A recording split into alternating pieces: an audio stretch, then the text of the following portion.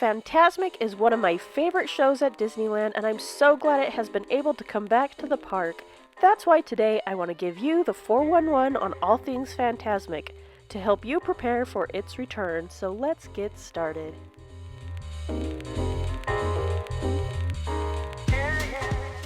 Starting right away with number 1, you don't have to buy separate tickets to see this show. Fantasmic is a show for anyone that's already in the park that wants to see it. Now, there are some better viewing locations offered to those willing to spend a little bit more money or some extra energy, and we will cover that. But if you want to watch the show, you can usually find a spot and watch the show. Now, heads up, May 24th, 2024 is its returning date, so expect large evening crowds that day, and then probably busier than usual crowds in the evenings in Disneyland for the following weeks as superfans rush back to the park to welcome the show back. Moving on to where and when. Now, during the summertime, Fantasmic should run every single night, and then in off seasons it will be just on the weekends and select nights. There will usually be a 9 p.m. and a 10:30 p.m. show each night. If you don't mind staying up later and you want to have a less crowded show, I'd plan on doing the later show. The cool thing about Fantasmic is it uses the attractions people have been enjoying all day as the stage and backdrop. As the audience sits along the rivers of America between Frontierland and New Orleans Square, you're looking at Tom Sawyer Island, the Columbia, and the Mark Twain Riverboat as part of the show. So the next time you're enjoying one of those attractions, just think that attraction's going to become a stage later on that night in the Fantasmic show.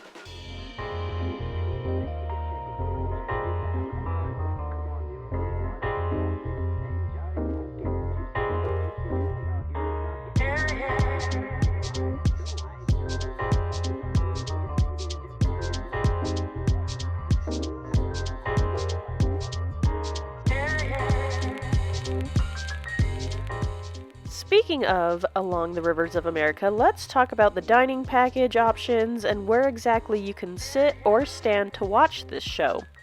There's a few ways you can go about getting a good viewing spot. The first would be the freeways.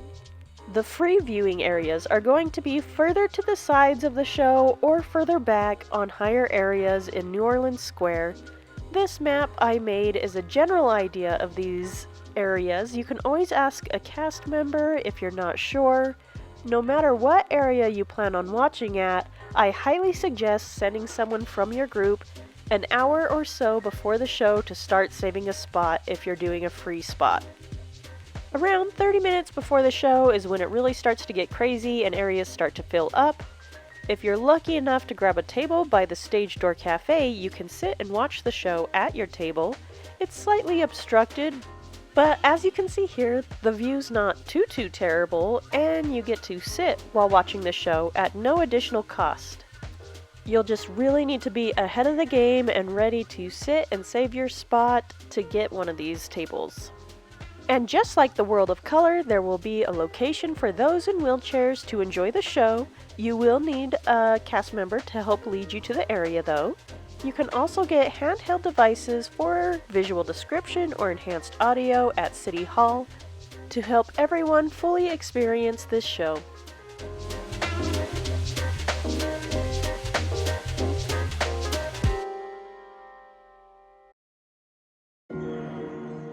Now, most locations, be it free or a standard dining package, or if they bring back Lightning Lane, are going to be standing only, and no strollers.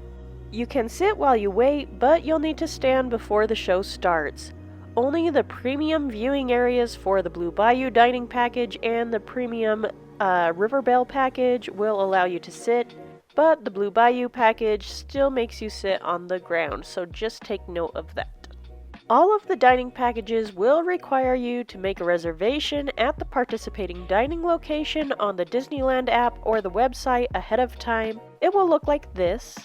Find the Fantasmic dining event on the day you wish to see it, and make sure you're picking the reservation for the correct show you want to see, be it the first one at 9 or the second one at 10:30. When you dine, be sure to remind your server that you are doing the Fantasmic dining package. The menus can oftentimes be different, and they'll need to grab your ticket that you'll need to enter the appropriate viewing location. A quick side note, just because you have one of these tickets, you'll still need to show up around 30 minutes before the show to get a good spot. The ticket only grants you access to the area, it doesn't save you a space. I hope this makes sense. The Blue Bayou dining package is the fanciest of all of them. It's $89 per adult whether you're doing the lunch or dinner package, and $35 per child ages 3 to 9. There may be an upcharge on some items, but that's generally the price. And for that price, you'll get a 4-course meal, including non-alcoholic drinks, and they say it will come with some kind of souvenir, I'm guessing some kind of a glow cube of some sort, and a Fantasmic-themed dessert. The food at the Blue Bayou is some of the best in the park, so much so that I hardly ever take pictures of it because I'm always enjoying myself so much, and that is saying a lot. Not to mention, you're literally inside the Pirates ride, and although the cost can seem steep if you're already planning on eating there and getting appetizers and a dessert, you might as well get the package and get access to the best viewing area that puts you right in the middle of the show.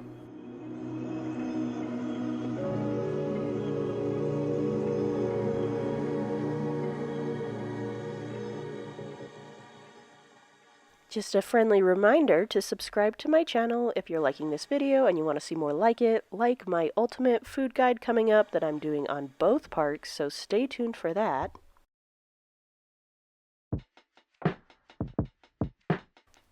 Belle Terrace has 2 different options. The premium option must be for the first show, and the reservation needs to be made at 7:15, and you need to make sure you're sitting in an outdoor seating spot. This package allows you to sit at a Belle Terrace outdoor table for the show. This package will cost you $89 for those who are 10 years old or older, and $35 for 3 to 9-year-olds as well, and is harder to get sometimes just because it has limited space and trying to get the exact time is a little bit tricky. You will also only get 3 courses instead of 4. And this 3-course meal is offered the same for the standard package. The only difference is that the standard package only costs $55 and $30 and gives you access to the standing-only standard viewing areas. You can do the standard viewing Belle dining package at either brunch or dinner time. Now, in the past, I have not been the biggest fan of Belle, but they have really stepped up their game and changed up the menu, and I finally feel like it lives up to its prices. So it's not a bad option if you're wanting more of a hearty Southern American type of meal. Finally, the last package, Rancho del Zocalo, will offer a standard viewing package at $35 for 10 and older, and $25 for 3 to 9-year-olds. But since Rancho isn't a table service, your meals will be more of a grab-and-go style and will offer food options only available to the package. Items like chili verde riblets, sweet and spicy shrimp tacos, potato tacos, and sweet and savory carne asada. Plus, you'll get a side of coleslaw, potato salad, rice, and beans, and then a lovely little dessert. It actually seems like a pretty good deal for me. Just like the other packages, you'll receive a ticket for your returning area when you pay for and pick up your food. My guess is the viewing area for the Rancho package will be a little bit more to the side, which really isn't terrible. I don't mind it at all. This is what it looks like. With the standard packages, it will be a little bit more important to really get there early to make sure you get a really good spot, because there are some areas where you can have trees or poles in your face or someone really tall standing in front of you, so I really suggest showing up a little bit earlier for the standard viewing areas.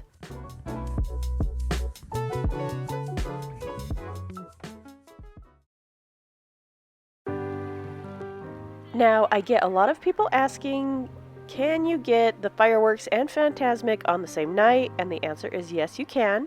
You can enjoy the fireworks at any of your preferred fireworks locations like Main Street, Galaxy's Edge. First, usually it's around 9:30 for the fireworks show, and then shuffle as quickly as possible to Rivers of America for the second Fantasmic showing.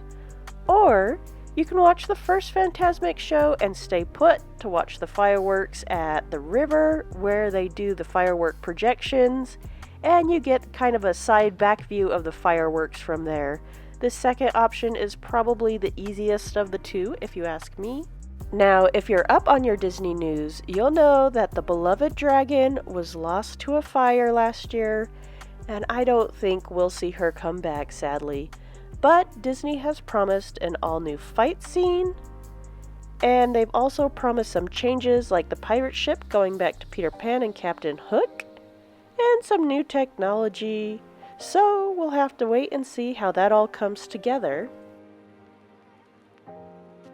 I do want to give you some bonus tips for sticking around and watching my video, so here's some tips and tricks others probably will forget to tell you. First off, strollers. Strollers aren't allowed in most of the viewing areas. If your stroller is parked along the river, when 7:30, 8 o'clock rolls around, it will be moved by cast members to make way for the audience, and you will need to go on a wild goose chase to find it. That's why it's always helpful to have something detectable for your eyes to see your stroller right away. If I'm watching Fantasmic, my favorite place to park my stroller is in the Adventureland area by the Jungle Cruise. It's away from the craziness, it's well lit, and close to the bathrooms, and it's usually a lot easier to find your stroller there. And speaking of bathrooms, there's not a ton of super close bathrooms while you're in the Fantasmic viewing areas, and you may be thinking, so who cares? But believe me, at some point someone in your group is going to need to go potty, and it's going to be dark and crowded. So here's your 4 closest potty options for when Mother Nature calls and you're watching the show. If you're closer to the side of Rancho de Zocalo and the Stage Door Cafe, there's a little hidden, smaller bathroom between Rancho and Fantasyland. Just follow that blue line there, but you will wait in line in those bathrooms because they're tiny. You can also walk around the Frontierland gift shop to get to the Adventureland bathrooms if you're at River Belle or the premium viewing in the center, going back past the treehouse and Jungle Cruise to the Adventureland bathrooms. Following the red line is probably your best bet. If you're more in the New Orleans side, you can either make your way behind Tiana's Palace for the smaller bathrooms tucked in the back by the train station. Or if you're closer to the Haunted Mansion, it might just be easier to sneak over the hill down to the Critter Country bathrooms. Trust me, I'm speaking from a place of experience on all of this. You'll thank me later.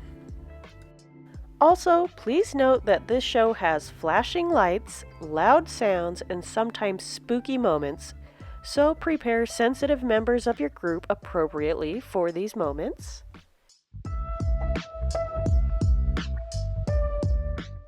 And remember to be mindful of others. Don't hold cell phones above your head. If you want to record, hold your phones in front of your face so you're not blocking everyone's view with a big glowing square. Lower your balloons, things like that. Just remember everyone is there to see and enjoy the show just like you are, so be mindful of others so you can all share in the magic together.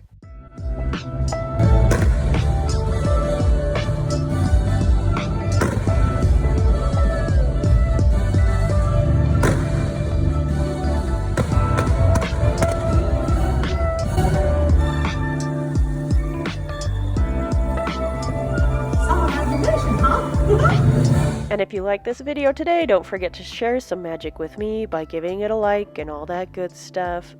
Thank you for watching and take care.